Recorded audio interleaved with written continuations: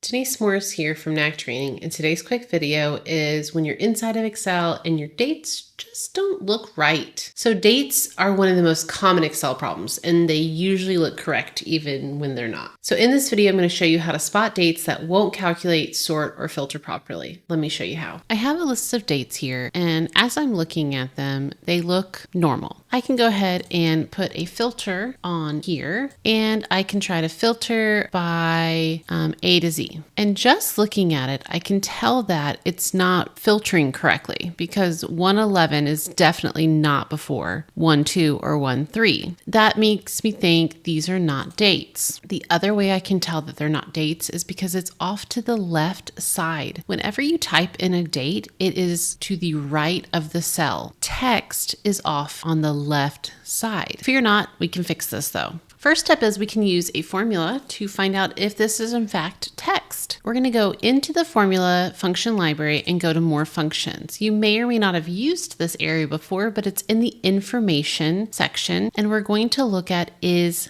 text. And my value is going to be this first date. I click OK. The true tells me that this is text. We can fix this. I'm going to use the value function. Inside of the text library, I will find the value function, which will convert a text string that represents a number to a number. I click value. I choose A2 once again as my text, and I can see I'm on the right track because I'm getting a date right here and I'm getting the number for dates inside of Excel. I hit OK. Notice how it is now to the right of the cell and no longer to the left. I can fill down, and these are known as dates now. They are connected to a formula, so I'd want to copy them, Control C, and then paste their values. So now I have a date, and I can see that it's a date right here as a short date. Now when I go to filter them, they are now in order. So there you have it. If Excel can't recognize the date, it can't do its job. So knowing how to fix this will save a lot of frustration. Remember, small changes, quick fix, big wins.